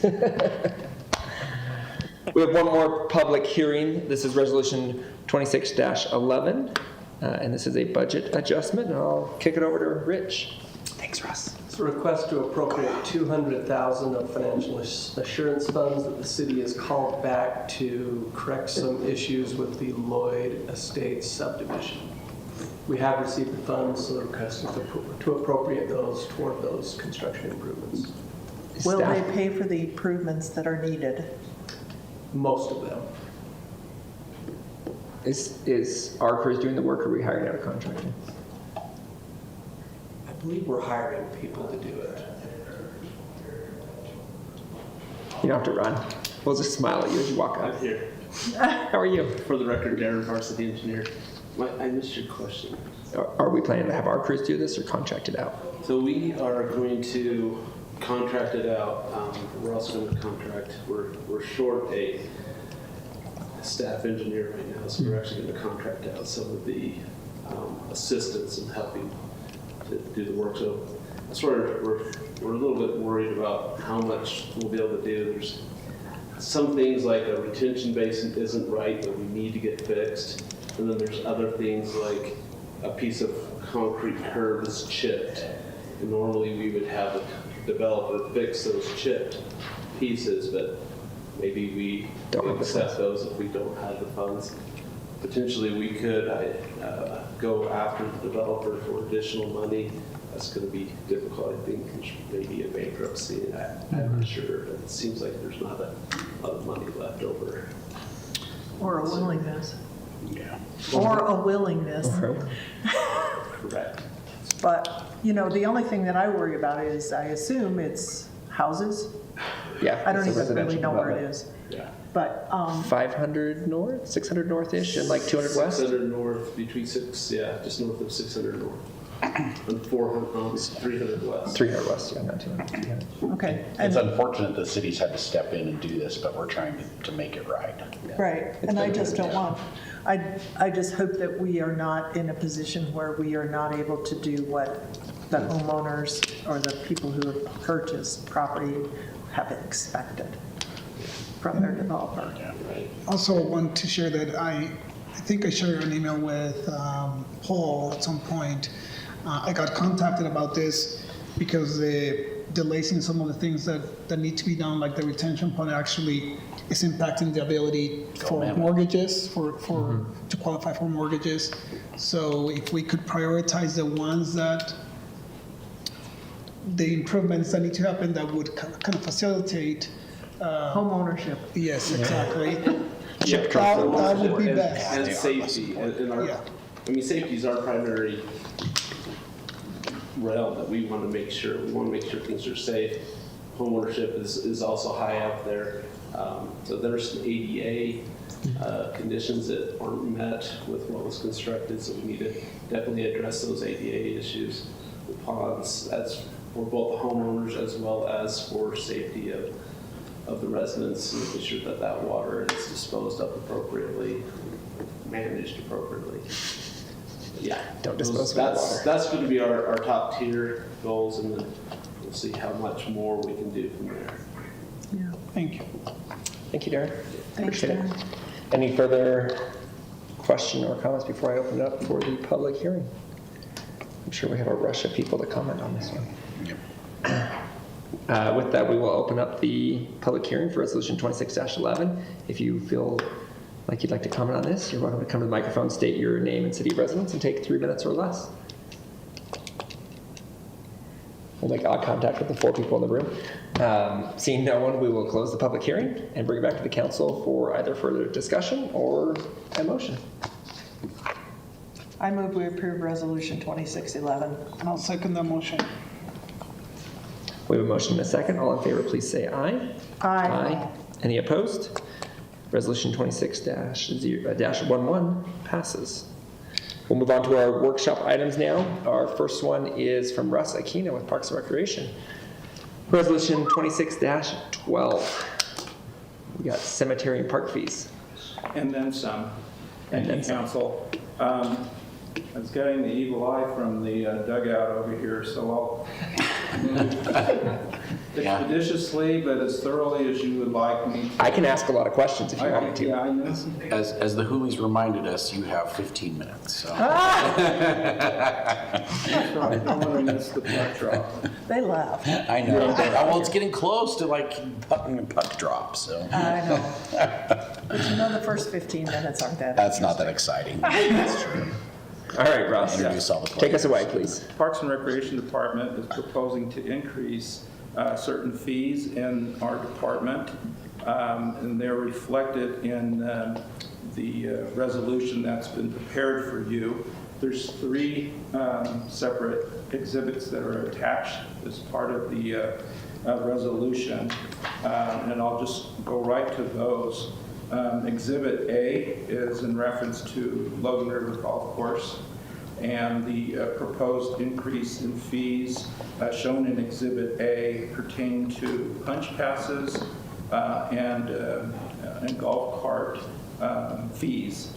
And you see there in your packet the current fee and the fees that we are proposing to move those current fees to. We also have listed in that exhibit comparisons with other courses around the state in terms of what they offer in comparison to the fees that we are proposing. With that, should this be approved to move forward into the May public hearing, in the case of Exhibit A, we are proposing to have those fees be effective May 6th, so it would be the next day after the next upcoming public hearing. Have we put out any? Excuse me? Have we put out any notification that we're planning to do this to our golf patrons? Not yet. We want to get a feel for things from tonight, tonight's workshop before we move forward. But we think that that would be appropriate so that people knew that we have potentially a change of fees. And I say a 24-hour notice would be pretty short. You're going to sell a lot of punch passes between now and then. Yeah, probably. It's a good way to inspire purchases. Yeah. And promote that the price is going up. You better buy. So. Yeah. And if you'll recall, and this was part of the change in the golf cart lease, which ends this month, and the new carts that were purchased. So the long-range plan is to develop the revenue so that in 3 years' time, we can replace what we're currently using now, because unlike leasing it, we own these carts, and we want to be in a position to be able to resell those, replace the carts in that period of time. And that starts with putting this fee structure strategy in place. Moving to Exhibit B, this is field use fees that we currently have in the department, and they're broken into these categories that you see under Exhibit B, baseball and softball field use, and the variations that we have there, current fees and proposed fees, likewise for soccer field use. And then we have a category that we refer to as large group use, and we've seen an increase over the last 2 years of requests for large grass areas for events that require approval through the special event process. And that process has also reminded us of costs that are associated, not with other departments, although there could be, depending on what the event is, but certainly within our department. And namely, it's having a person available for restroom services to open, maintain, and close it, and then also the trash that's generated from these events, which we get billed for through our budget for park maintenance. And you see the current fee and the proposed fees there. Sorry, can I interrupt? When were those current fees instituted? We've had what has been referred to as special event fees for years. And they started at $50 or $46, I believe, somewhere in that neighborhood. But then as these events have evolved and we've had more of them, there's been two things happen. One is we've seen this upward trend of that demand. But the other is that we're having to distinguish between these kinds of events and events that would otherwise require a street to be blocked. They may be downtown. They would certainly involve other departments. And so there's a distinction between the two. And we're trying to be careful not to use the term event, because that's kind of a trigger for the special events committee to review that, to ensure that whether it's a small event in a park or something larger, that it is meeting the requirements involved for either one. But so we use this large group use terminology as to kind of differentiate between that and special events. Do you know when the $85 field use or the $150 large group use, when those fees were raised to that point? They've been in place for 2 years. The current fees on, I think about 4 years actually. Okay. 2 to 4 years. Thank you. Sorry, Jeannie, you have it? So, Russ, when you're talking about large group use, if my understanding is if it's a large group that, for example, wants to be on Center Street, they have to provide garbage and all of that other stuff as well, correct? Certainly, and this speaks to that distinction between the two. There may be an event that would be in a park, but it wouldn't be as large or involved. So this does not, my question is, you manage the events on Center Street as well, correct? We have some that we're involved with. Right. And so all it says is large group use. Yeah. Should we specify that this is a park use?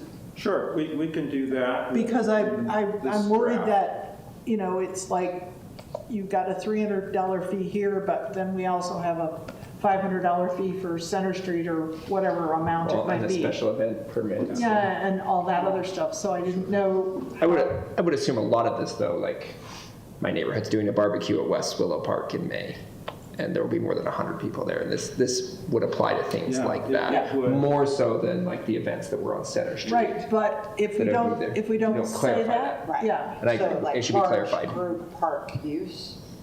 Yeah, we can certainly add a little more language that better identifies it as more local. Yeah, Or it whatever will. term you want to use. Just more clarification, because I think, you're gonna get those large groups at Yeah. Merlin Olson, you're gonna get them at Willow Park. I don't think, we'll eventually get them out west of town when that park's developed, West Side. whatever we wanna call it. Outdoor recreation. It needs a complex. rebrand. No one calls it that. I know, no. Where's George? It needs a better, it needs Is a George better still here? name. Can we rebrand that park? Let's do it. Whatever you'd like. The bike people have already come up with the name for the land. Yeah, but I'm not a bike people. I need a Firefly.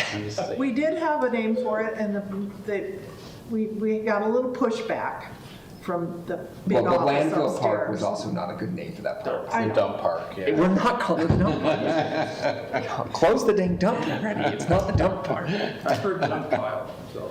So, I think we need a big donor, and we'll name it after them. I'll give you $100. Keep it after you. But anyway, that would be my only suggestion, would be that, I Yeah, understand that we contest. need to raise those fees, because I understand there's a lot of use that goes on, and that there's a lot of cleanup and all that kind of stuff, but, And we can do that for the public hearing too. okay, I appreciate that, thank you. Sorry. Yeah, I noticed that the large group use fee is actually higher than everything else, any of the comparables. So, you tell me a little bit more. How do you land in that? Generally, it's based on the number of people involved with desire to reserve a park space. So right now, for instance, if you were to do a park reservation, and it's really a misnomer, when someone wants to reserve the park, what they're reserving is the pavilion that's in that park. Now that pavilion has so many people that we have estimated that can be there. And if people are willing to share all their details with us, we might recommend that, in addition to the pavilion, you may want to consider this green space area or this larger space that we're talking about here. But it's always going to be based on the numbers that people have. And I won't say more times than not, but it's been our experience that when we do get estimates from people wanting to reserve, there's more people there than what they're telling us. And so there's still the cost that's involved, even though they may say it's under 100, and there's actually 500 that show up. You still have the impact of the restroom, impact of trash, staff time involved. But it's based on how many people that will be there, either based on what the person that's reserving the location will give us, or if it's been a repeat and they've provided the information for us in the past, we'll know that we have something to go by that will tell us, oh, well, that fits under this category. So we have only changed the large group use. Do we have a small and medium group use charge that is not changing? Right, that is not changing. Okay, thank you. And then the last exhibit, which is in regards to the proposed fees for the cemetery, you see under that Exhibit C, there are 13 different service fees that the cemetery has, and 12 of those are being proposed for increase. The only one that's staying the same is the deed transfer fee. There's really nothing that's changing in regards to that. That will remain at $60 per transfer, deed transfer. And also the fees under Exhibit C, it is proposed that the changes go into effect July 1st of this year. One thing I want to note in your packet and the attachments, because this was brought up by our Parks and Rec Advisory Board, The attachment that we had included on the spreadsheet giving the comparisons to other cemeteries was a sheet that was reflective of non-resident fees. What's important to note here is that the city does not have a non-resident fee, we have a fee. We used to have resident, non-resident fees, and it was greatly abused and created a lot more work for staff to differentiate and determine things. And so we represent that as our fee. And what I need to include, which I will when I revise the other notation that Jeannie mentioned, is the resident fee comparison sheet, so that you can compare that with proposals that we're making here for the city cemetery. I don't think I want to be a non-resident and have to bury someone in Kaysville. That's expensive. Well, don't pick Kaysville then. Other communities in our valley are in the $2,000, $3,000, $4,000 range. They are? That's in our valley, They yeah. are? Yes. Wow. Okay. So we are very, very Reasonable? reasonable.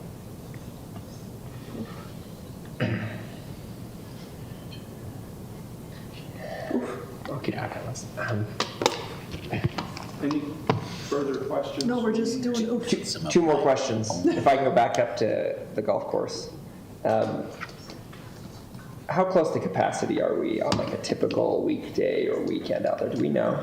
In terms of like how many tee times can we sell versus how many are we selling? Yeah. So our head pro, Jeff Jones here. Yeah, that's why I kind of looked over your shoulder. Dan Blakely's our recreation superintendent. That's a good question for Jeff. If you don't mind, you can Yeah. probably answer that. Do you know that offhand, or if not, could you bring that in 2 weeks? Yeah, I've got a good rough estimate. We're about 88% capacity most days. Okay. Okay, Jeff, you have to come to the Saturdays microphone. and Sundays. Come up to the microphone, please. Friday, Saturdays, and Sundays, 100 plus. I keep my tee times at 7 and 8 minutes. Most people have gone. Sorry, microphone so the public can hear. Most people have gone to straight 10-minute tee times, but I go 7, 8, 7, 8, 7, 8, and the reason why I do that is because then you end on the quarter, the half, the 3/4 hour, so it's more consistent as far as the times you give out. It makes more sense than 6:22 or something like that. So 6:15 makes more sense that way. So would- and it gets more. So we're every 7 minutes and then every 8 minutes and then 7 minutes. And you're at 80-ish, 88% capacity. Yeah, and that's about what you could be at. During the week, I'd probably be 100% if I went with 10-minute intervals. So we have no shows and. Do you expect this fee change to change that at all? No, I don't. Okay, yeah. I think that it'd be unnoticed. I really do. I think that cart fees a $1 fee, and then the punch passes are $1 really when you think about it. It goes from $3.10 to whatever that. Right. $3.30 to $3.30. Yeah. So it's a $1 extra. Yeah. $1 around. And my last question is, do you know the golfers who come in better than anyone else? I feel like I would be a little hesitant to change the fees with like a week or two's notice or less. Do you think that those golfers are going to come in and see the fees changed and be a little miffed? Do we need to give them an extra couple weeks to? I don't think so. It's like you brought up earlier. I think there's Jeannie brought up a great idea of the punch pass sale, and that's what I'll do. I'll put it on the radio and say, hey, last chance sale. It's not really a sale, but it is. Sure. Last chance It is. prize. But you don't think I don't think so. I think May they expect 6th it in is too spring. soon. We do it every spring for some fees. We do every other. It's like this year we're doing carts and punch passes, and last year we did green fees and walk-in fees. Yeah. So kind of mix it up a little bit. Yeah. Okay, those are just my concerns. Was the timeline and Great. and I was just curious on the But I think you capacity. can turn a concern into a revenue source too, like Jeannie was mentioning. You can. That's kind of what we're gonna I do. just don't want walkers, people to walk in and be like, seriously, you raised it, and like. I think most people walk in and say, I'm going to take advantage of the fact that I get it. Yeah. I already got my punch pass, but I'll go buy another one. Sure. So Jeff, just for the microphone and for Teresa and for everybody else, would you just repeat what Mike originally asked you? Your capacity. When you were sitting Yeah, down? capacity. Who are you and what was Our point of sale machine keeps track of that, and it's anywhere from 83 to 80%, 88% on a given day. I think 100% is unrealistic when you got no shows and frost and times of year where you're starting earlier and starting later, so you're blocking off a little bit different. But I think there's last Friday, Saturday, and Sunday, a person called me on Thursday night for a tea time on Friday, and he said, no, when's your next tea time? And I said, Monday at 2. So it was 3 days. They're hard to get. Yeah. So most of those are like that. Yeah. You know, Monday, Tuesdays, and Wednesdays, or Mondays and Thursdays are usually your subtle days, but they'll get busy with the kids getting out of Wait, school. sorry, what days are your quiet days? Did you say Mondays and Thursdays? Mondays and Thursdays. Tuesdays and Wednesdays is men's and ladies club, and Friday, Saturday, and Sunday is school for themselves. So. You got to know that info. Yeah. You're supposed to tell me And quietly. I love the fact he's getting into golf. Richie's done a Thanks, great Jeff. job of tutoring them, yes. Thank you, Jeff. Oh, I'm not going to ask you to tutor me, that's for sure. But He fixed my chips the other day. He gave me this tip, and ask Craig, substantially better than my chips were 2 weeks ago. I think you should pay for a team to go to the Rotary Golf Tournament in June. Oh, look at that. At the country club? I'm not that bougie. They do that. I'm a little uni player over here. I don't know about that.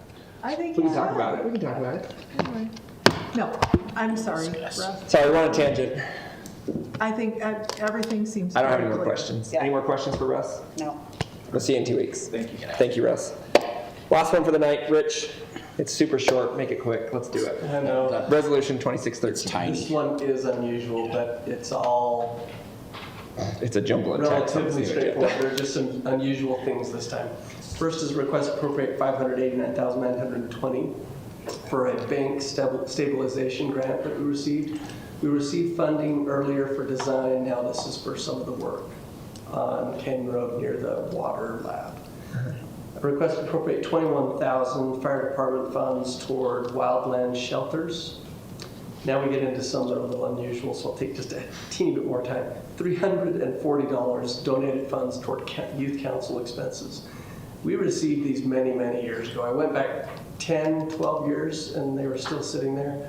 So this was back to when we were running youth council, and we had some very minor donations.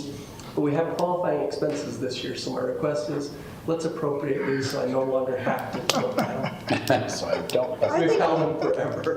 I think that's a grand plan. Thank you so much. A request to appropriate $100,000 for risk management reserves towards Center Street safety bollards. We've talked about this for a year. It's now time to do the work. The work is actually almost double this amount, but it's coming from the public works budget and then from risk management. I said, do you know the total amount of that project? I believe it's like 200-ish. Because I know they're pulling some Something from like the bike ped for the year, and then I some don't know if it's from, bike ped, but That's it what I is was for told. capital funds. yeah. Yeah. The next one's a curious. Yeah, this one is interesting. So request to appropriate $2.435 million, transfer from the general fund to the capital projects fund to accommodate changes in the general fund reserve calculation. So many years ago, I had a conversation with the state auditor's office. We have a reserve limit of X. In state law, it just simply says your reserve limit is X percentage of revenue. It does not define what revenue is. So the state auditor's office many years ago said, hey, many years ago they said transfers shouldn't be included in that calculation. I called them, explained that we use transfers as operating revenue within the general fund. They agreed, therefore they should be included in that calculation. Well, because of legislation that was proposed this past year and the penalties associated with not meeting those thresholds, I requested again of the state auditor's office just saying, hey, I'd like to confirm again that this is your understanding. And they responded, no, that's not our understanding.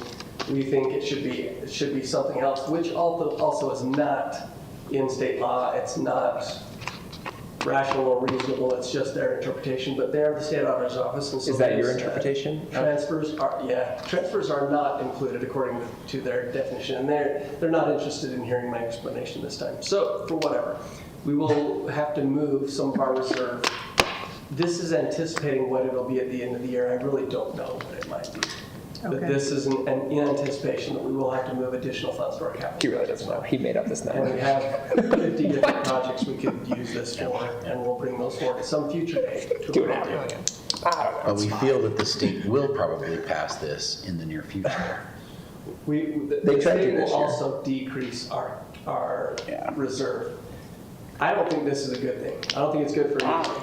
I think our reserve is like it. appropriate. It's $20 million, which will do about 1 square block of infrastructure. In other words, if one block crumbled and all the infrastructure around it crumbled. If we had one block of earthquake, So we're it's okay. If we had 2 It's a blocks. dollar amount, it's not a percentage of It's a total percentage budget? of revenue. It's a percentage of 35%. revenue, and they're wanting it to be I want it less. to be, I think, Less. 30%. I'd say it is 35, and they talked 25 to 30 this year at lunch. Yeah. Yeah. They want to decrease it. They think we have too much in reserve, and the problem is, like, it's a big, 20 million sounds like a lot of money. But it's not. But it's Until you realize a fire truck's like It's 7 3 million, months of operating Right. revenue, which is nothing. 2 million. It is- So this hasn't passed yet? No, it but we're will this afraid next it's year. going to, yeah. It will next year. It's 4 They pushed blocks hard. of infrastructure. They'll change it. Yeah, They pushed It is- so hard for it this year. It's feels really like not. we need to work on that. It's nothing. We will listen, we'll watch, but anyway, that's what that is. Okay, request to appropriate 88,222 alcohol enforcement funds. That's our allocation for this year. It came much later than it's ever come before.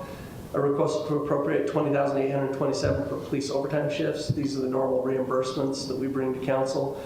A request to appropriate 47,126 of alcohol enforcement reserves. So we do have some reserves that are restricted, and requesting to appropriate those toward lighting systems for patrol vehicles, which is an allowable use. A request to What is a appropriate. lighting system for a patrol vehicle? Real big spotlight. Yeah, it's the lighting. And, But try to don't make it they sound great. already have it? No, Oh, no. they have to install. We get the cars, we have to put all the equipment on. We don't, they don't come with it. We have to buy new ones all the Yeah. time. I always wanted the police package when I was like 16. Apparently it's not a real thing. It's not. Keep going, Rich. That was a dumb joke. We all want to finish. Sorry. Zip mic. Dealers have sucker coming. The general public can't go on and purchase police-grade, like, lights? Okay. Wheels and suspension. A request to appropriate 50,240. These are golf course reserve funds toward increased operating costs associated with a longer season of golf, along with other things that have simply gone up in price. We do have those reserves, but the request to appropriate those. And lastly, a request to appropriate 13,000 for an EMPG grant, Emergency Preparedness Grant. We have received these each year. Again, this is a little bit late. It's not an EMP. And that is all. Outside of the ones that we've discussed, do you have any concerns with any of these? I don't have any concerns with any of them. They're just a little unusual, Yeah. several of them. Okay. It's that time of year where we're trying to make sure everyone is staying within budget, so. Yeah. Any more questions for Rich? The golf course operations with the longer season, because you all mentioned earlier, like, since it's self-funded, you're just essentially requesting Part of It's the always- reserve. part of Well, it's out of the golf course For reserves to pay for golf. For It's the reserves. employees who Okay, got it. didn't normally have to The be weather there. was so great in March this year. Yeah.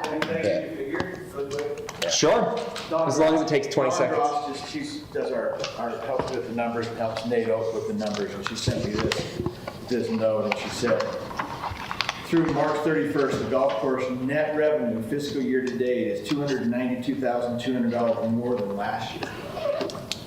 Last year, we made, at the end of the year, we were 370 to the plus, and that's $292,000 more, so, yeah, we've been open since Christmas, so. Merry Christmas. A few more expenses, yeah, a few more expenses. Well, that Other legislation could considerations? impact. Yeah. Any other considerations before we adjourn? 7:38, almost. Teresa? I'll do better. Yeah. I like when I run races, I write my times for each 5 mile or mile increment on my wrist. All right. I need to know. We're behind pace. Dig deeper. Really? Yep. The reserves? Yeah, it was so close this year. Would have passed this year, but they threw a bunch of stupid fork Stuff in it. into it. Like, oh, let's throw this in there too, let's throw this in. And That's who's, why. I was curious to look it up. When Mark to and I are see golfing who the tomorrow night, sponsor is and why they want This is all. Yes. There's not much the general. I thought that was gonna be, yeah. I just feel like if it's like, oh, well, this is 3 months Or like in that context, it's like, I want police ops how 101. could you? I want Right. police ops 101. I want to, what they do with fire ops? 4 hours, they rent the fire. I want to drift a car.